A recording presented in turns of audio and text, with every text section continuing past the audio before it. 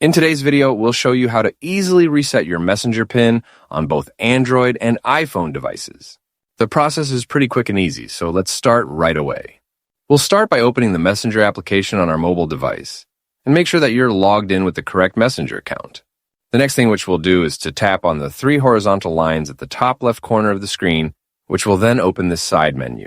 After that, we need access to our Messenger settings.